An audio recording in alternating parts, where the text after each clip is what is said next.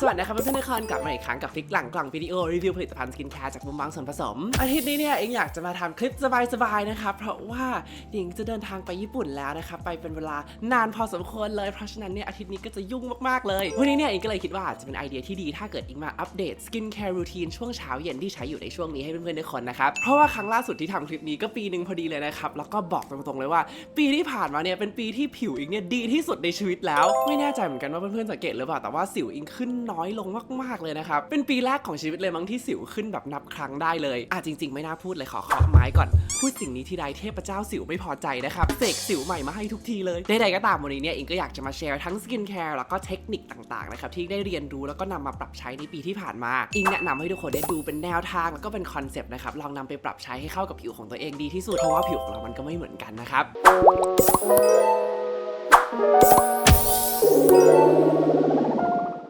ก่อนอื่นต้องเล่าก่อนนะครับว่าปีนี้เนี่ยคอนเซปต์ใหม่อย่างหนึ่งที่นำเข้ามาปรับใช้แบบจริงจังมากขึ้นเนี่ยก็คือ skin cycling นะครับถ้าเพื่อนๆดูวิดีโอเองเป็นประจำเนี่ยจะคุ้นเคยกับคำนี้เป็นอย่างดีเลยนะครับ skin cycling เนี่ยก็คือการสลับวันใช้ skin care กันนะครับทำให้ผิวเนี่ยได้มีเวลาพักบ้างจริงๆเป็นคอนเซปต์ที่มีมานานแล้วนะครับแต่ว่าเขาเพิ่งมาดังเมื่อปีที่ผ่านมาเพราะว่าคุณหมอที่ชื่อว่าดร. Whitney Ball จากนิวยอร์กนะครับอิงเองก็เป็นคนหนึ่งที่ทำหยุดมานานมากแล้วนะครับแต่ว่าไม่เคยมานั่งคอมมิตหรือว่านั่งทำตารางแบบจริงๆจังๆจนกระทั่งปีนี้ซึ่งอิงคิดว่าหลังจากที่เริ่มทำจริงๆเนี่ยมันเห็นผลแบบชัดเจนมากๆเลยนะครับskin cycling สูตรดั้งเดิมของหมอวิทนี่เนี่ยเขาเป็นยังไงบ้างคุณหมอเนี่ยเขาบอกว่าให้หา skin care พื้นฐานก่อนนะครับครีมกันแดด moisturizer แล้วก็ cleanser อ่อนโยนที่ใช้ได้ทุกวันในวันแรกนะครับให้ใช้ skin care พื้นฐานพวกนี้เนี่ยควบคู่กับ skin care ที่มีกรดช่วยผลัดเซลล์ผิวหรือว่าที่เราเรียกว่า exfoliation นะครับให้ผิวเนี่ยมีความเรียบเนียนกระจ่างใสแล้วก็ลดสิวได้ด้วยในวันที่2นะครับสลับกรดออกแล้วก็ใช้ skin care ที่มีวิตามิน A ที่เป็น gold standard หรือว่ามาตรฐานที่ดีที่สุดในการช่วยกระตุ้นคอลลาเจนแล้วก็ลดริ้วรอยนะครับรวมถึงลดการอุดตันของสิวแล้วก็ลดจุดด่างดำได้อีกด้วยส่วนวันที่3แล้วก็วันที่4เนี่ยก็ให้หยุดใช้ active ทุกอย่างเลยนะครับเหลือแค่ skin care พื้นฐานเพื่อให้เวลาผิวเนี่ยได้พักจากส่วนผสมแรงๆพวกนี้วันต่อมาเนี่ยก็ให้เริ่มไซเคิลใหม่อีกรอบนึงสำหรับอิงเนี่ย skin cycling ถือว่าเป็น framework การใช้ skin care ที่เรียบง่ายแต่ว่าเห็นผลรอบด้า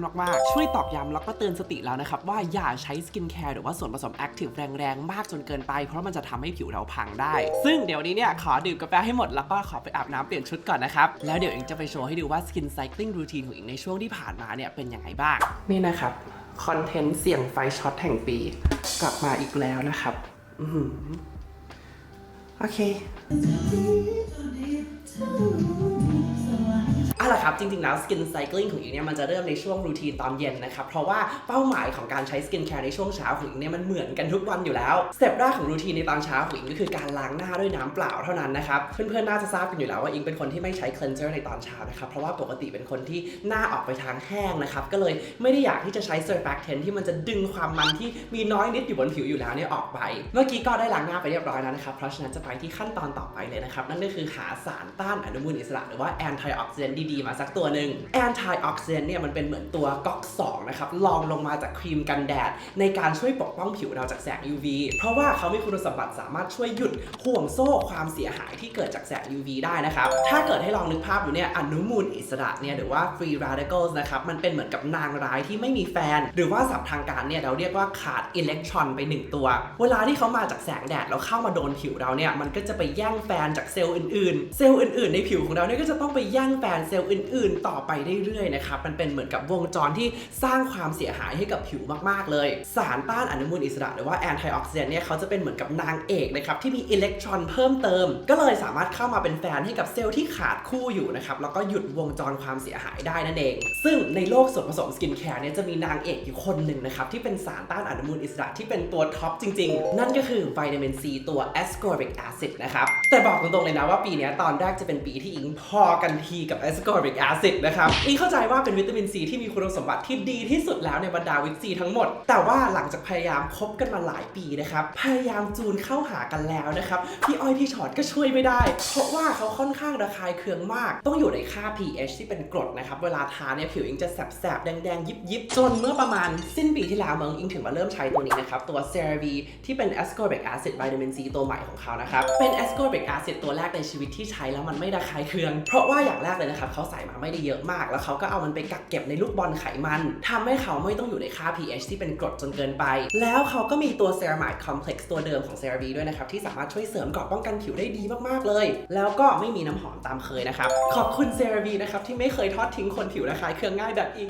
เสร็จแล้วนะครับเดี๋ยวอิงก็จะลงกันแดดต่อเลยจะข้ามขั้นตอน Moisturizer ไปเลยเพราะว่าช่วงนี้อากาศร้อนชื้นสุดๆเลยนะครับขนาดผิวออกไปทางแห้งแล้วยังรู้สึกว่าลง Moisture ก่อนไม่ไหวเลยแต่ไม่เป็นไรนะครับเพราะว่าในกันแดดส่วนใหญ่เนี่ยเขาก็จะมีส่วนผสมที่ช่วยบำรุงผิวอยู่แล้ววันนี้เนี่ยเดี๋ยวจะใช้เป็นตัวอิงกุสูตรกันน้ำนะครับเพราะว่าเดี๋ยวจะมีไปออกกำลังกายด้วยอาจจะเหงื่อออกนิดนึงนะครับสำหรับอิงเนี่ยตัวนี้เนื้อบางเบาแล้วก็ไม่หนักหน้าเลยนะครับและที่สำคัญก็กันแดดได้ดีมากๆเลยเช่นกันแต่ว่าถ้าเกิดใครไม่เชื่อเนี่ยเราก็อยากลองตัวอื่นนะครับก็ได้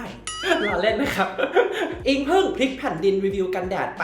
22,000 ล้านตัวนะครับเมื่อ2 อาทิตย์ที่ผ่านมาเนี้ยก็สามารถไปดูได้เลยนะครับอิงบอกเลยว่าสุดท้ายแล้วนะกันแดดที่ดีคือกันแดดที่คุณจะใช้นะครับและใช้ให้ถึงปริมาณที่ถูกต้องด้วยเมื่ออาทิตย์ที่แล้วเนี่ยอิงเพิ่งวัดขนาดหน้าของตัวเองไปเองนะครับพบว่าหมออัลเทล่าแล้วก็หมอฉีดโบของอิงเก่งมากเลยนะครับทุกคนเพราะว่าหน้าอิงเนี่ยเล็กกว่าหน้าเฉลี่ยของมนุษย์ทั่วไปเกือบครึ่งนึงเลยแต่ว่าทุกคนลองไปดูได้นะครับสรุปว่าจริงๆแล้วปริมาณกันแดดที่อิงต้องทาสำหรับหน้าตัวเองเนี่ยไม่ถึง1/4 ช้อนชาเลยด้วยซ้ำประมาณ50 กว่า%ของ1/4 ช้อนชาเองเสร็จแล้วนะครับ finish look ก็จะประมาณนี้เลยจะมีความฉ่ำโกลนิดนึงนะครับเพราะว่าเป็นกันแดดสูตรกันน้ำแต่ว่าก็ไม่ได้มีความมันเยิ้มหรือว่าขาววอกนะครับผิวดูแบบเล่นแสงแล้วก็สุขภาพดีมากๆนะครับต่อไปนะครับเดี๋ยวจะมาสปอยลิปกันแดดอิงกุสีใหม่ๆนะครับที่กำลังจะออกเร็วๆนี้ทุกคนสีมันสวยมากคือ2 สูตรแรกเนี่ยทำให้สีมันค่อนข้างอ่อนเนอะแต่ว่าสูตรใหม่เนี่ยบอกเลยว่าสีเห็นชัดขึ้นแล้วก็สวยมากนะครับยังขอไม่สปอยแล้วกันว่าจะมีสีอะไรบ้างนะครับแต่เดี๋ยวจะทาให้ดูอันนึงแล้วกันจริงๆอันนี้อาจจะยังไม่ใช่สีไฟนอลนะครับ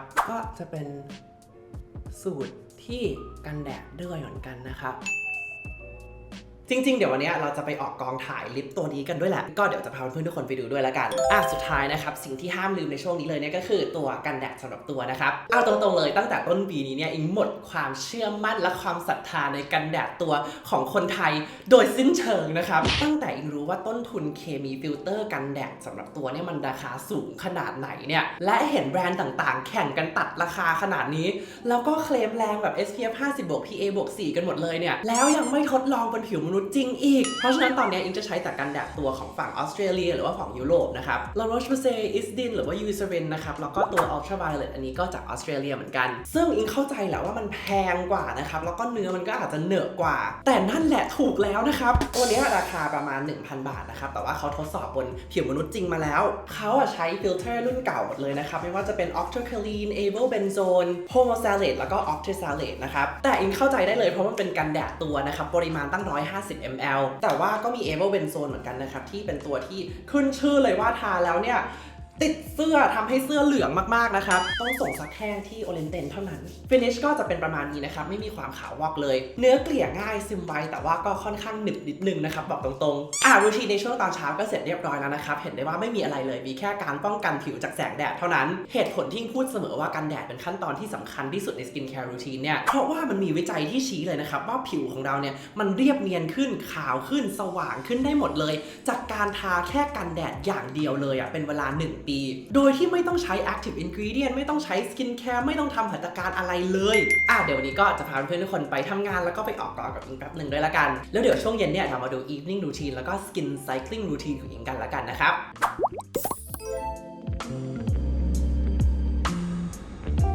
โอเคครับวันนี้เนี่ยเราก็มาออกกองถ่ายตัวลิปสีใหม่ของเรา2 สีนะครับก็บอกเลยว่าช่วงนี้ออกกองบ่อยมากเดือนละครั้ง2 ครั้งเลยนะครับแต่ว่าสิ่งที่ชอบที่สุดเกี่ยวกับการออกกองก็คืออะไรนะหรออาหารกองนะครับอันไหนอร่อยที่สุดครับข้าวเหนียวหมูปิ้งหรือถ้าต้องทานผักก็แถมด้วยผักสลัดได้ด้วยนะคะโอ้น่ากินมากเลยครับรอลูกชิ้นทอดช่วงบ่ายนะครับก็ต้องใส่ปลาตั้งโขเราก็มีหลายนี้นะคะเป็นใบเตยกล้วยหอมและก็ออริจินอลนะคะแล้วก็มีน้ำเต้าหู้ด้วยเดี๋ยวจะขนมาทั้งออฟฟิศเลยนะครับวันนี้มากินข้าวที่นี่วันนี้คนน้อยอยู่มาได้เลยโอเคขอบคุณค่ะอร่อยจังอร่อยมาก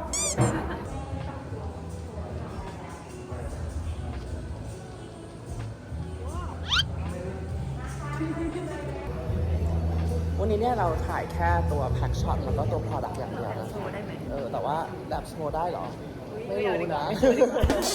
นี่นะครับเราก็จะต้องมี working schedule จริงๆดูเหมือนกับว่าถ่ายสินค้าแค่ 2 ตัวแต่จริงๆแล้วเราถ่ายกันตั้งแต่เช้าถึงเย็นเลยนะครับบอกเลยว่าก่อนจะได้มารูปหนึ่งเนี่ยมันยากเย็นแสนเข็ญเหลือเกินนะครับอันนี้ก็จะเป็นในส่วนของ prop ของเรานะครับเป็นสารสกัดจากข้าวหอมมะลิเหมือนเดิมเลยนะครับ สวยเนาะ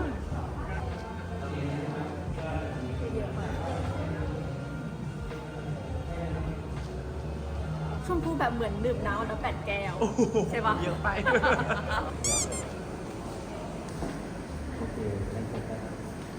โอ้โหล้ำมาก โอ๊ตเราจะโฟกัสเรื่องไหนเพราะเดี๋ยวเราไปดู โอเคครับ วันนี้กิจกรรมค่อนข้างเยอะมากเลยนะครับเหงื่อออกเยอะมากเลย เดี๋ยวจะขออาบน้ำก่อนนะครับ แล้วเดี๋ยวเรามาทำ evening skincare routine กัน เสร็จแล้วนะครับ เดี๋ยวจะขอไปแต่งตัวก่อน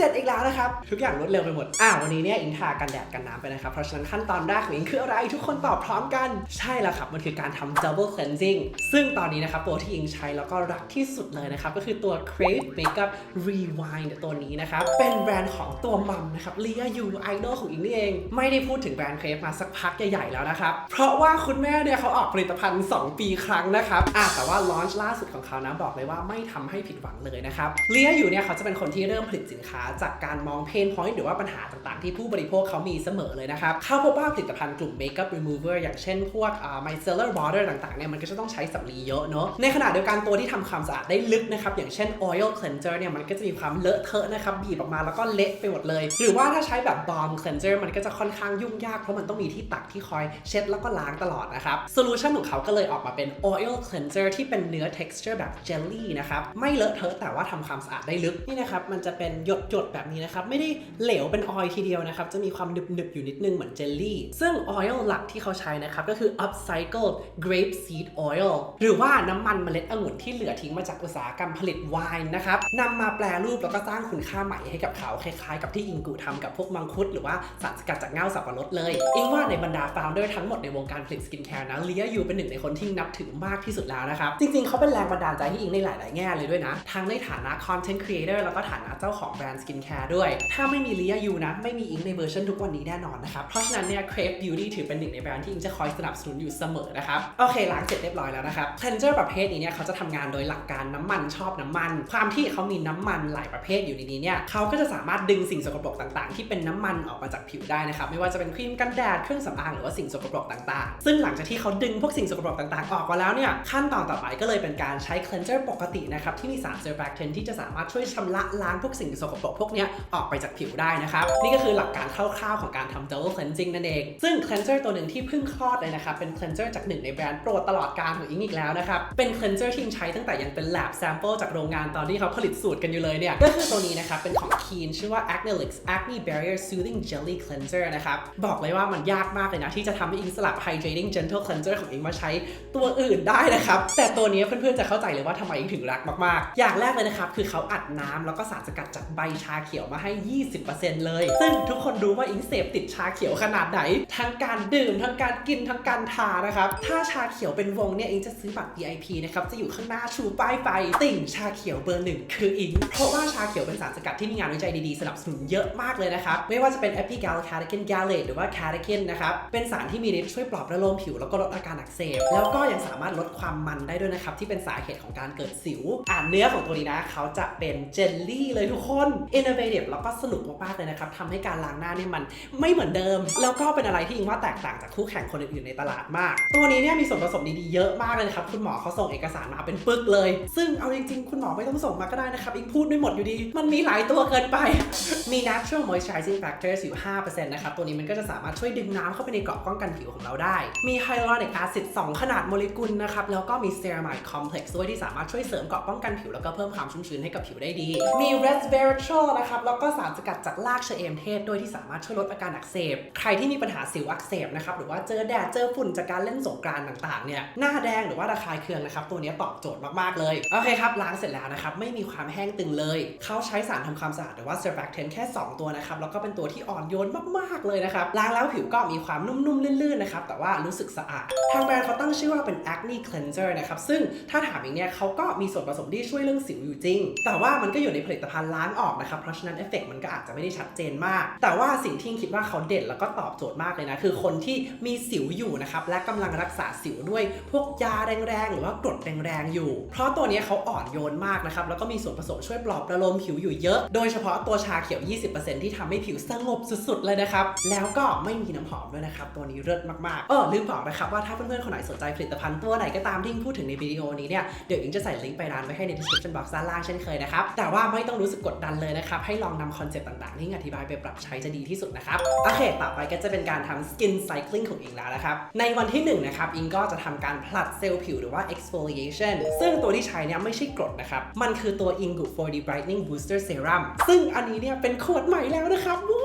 เป็นพลาสติกล้วนแล้วก็พลาสติก PCR เช่นเคยนะครับน่าจะเป็นหนึ่งในเจ้าแรกของโลกที่ใช้วัสดุนี้เลยนะครับซึ่งขวดนี้ก็น่าจะเริ่มขายเร็วๆนี้เลยนะครับน่าจะแบบว่าอาทิตย์ที่จะถึงนี้เลยด้วยซ้ำเซรั่มตัวนี้เนี่ยไม่ได้ผลัดเซลล์ผิวโดยการใช้กรดทั่วไปนะครับแต่ว่าจะเป็นตัว Keratin ที่ผลัดเซลล์ผิวแบบที่เราเรียกว่า enzyme peeling enzyme peeling เนี่ยเป็นวิธีการผลัดเซลล์ผิวแบบใหม่ที่คิดว่าน่าสนใจแล้วก็อ่อนโยนกว่าเขาไม่ได้ทำงานแบบกรดทั่วไปโดยการผลัดเซลล์ผิวให้มันหลุดออกมานะครับแต่ว่าเขาเนี่ยจะลงไปแล้วก็ช่วยแยกชิ้นส่วนของเซลล์ออกจากกันและกันทำให้ผิวเนี่ยมีความเรียบเนียนแล้วก็กระจ่างใสมากขึ้นเมื่อก่อนเนี่ยอิงเป็นคนที่พยายามใช้กรด AHA กับ BHA แรงๆเยอะมากซึ่งทำให้หน้าแหกบ่อยมากเลยนะครับมันทำให้อิงไม่สามารถทำ skin cycling ได้แบบลงล็อกสักทีเพราะทำได้ไม่กี่ไซเคิลหน้าก็แหกอีกแล้วตั้งแต่เลิกใช้กรดพวกนั้นแล้วก็หันมาใช้แค่ Keratin เนี่ยรู้สึกว่าผิวมีความสุขมากขึ้นชีวิตเรียบง่ายยิ่งขึ้นนะครับแล้วก็ skin cycle ของอิงมันลงล็อกสุดๆในวันที่2ของไซเคิลเนี่ยอิงก็จะสลับตัว Keratin ออกนะครับแล้วก็